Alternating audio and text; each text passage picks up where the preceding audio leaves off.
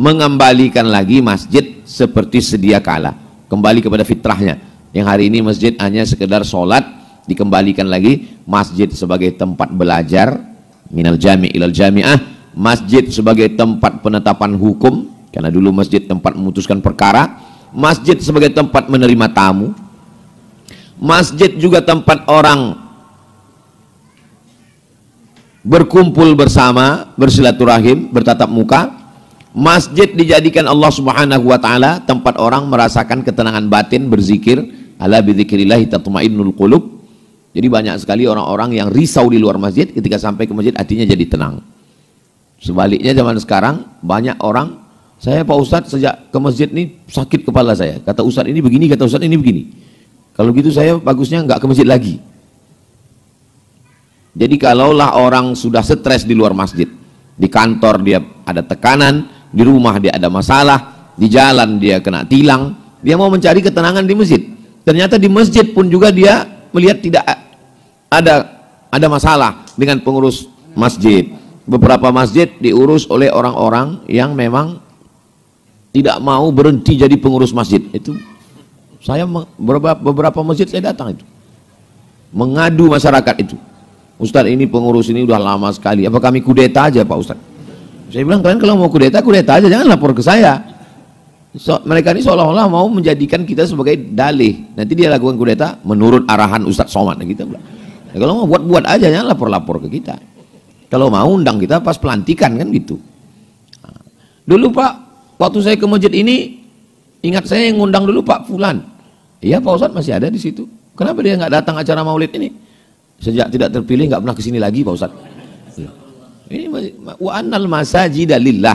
Masjid itu milik Allah, bukan milik pengurus. Bahkan dalam susunan struktur pengurus dari mulai ketua, sekretaris, bendahara sampai ke bawah lebih 40 orang. Pengurus itu aja sah sholat Jumat.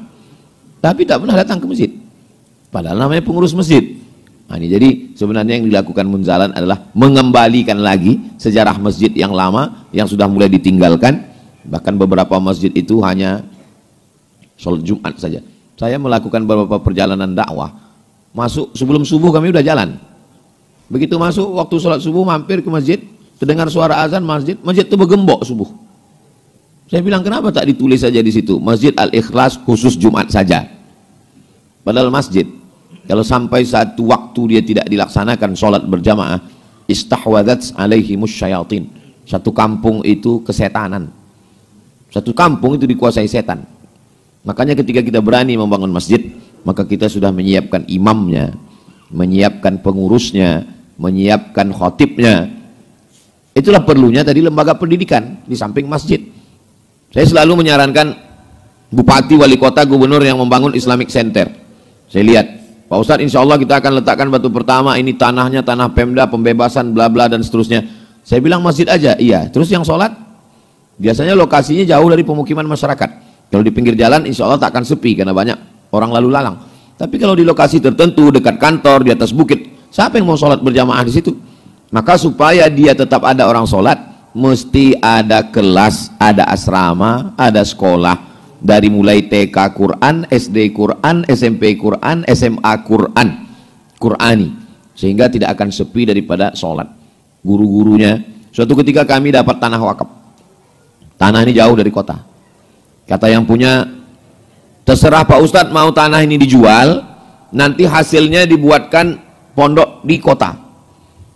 Lama saya terpikir, ini kalau tanah di pinggir kota ini dijual, dai tidak sampai kemari.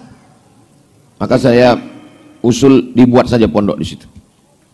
Karena kalau dibuat pondok di pinggir kota, maka masjid-masjid yang ada di sekitar itu terayomi. Karena ustadz-ustadz yang mengajar bisa ngasih kultum sore Jumat untuk ibu-ibu yang wirid yasin, bapak-bapak yang malam punya pengajian tidak terlalu jauh dari pusat kota, sehingga bisa menghidupkan.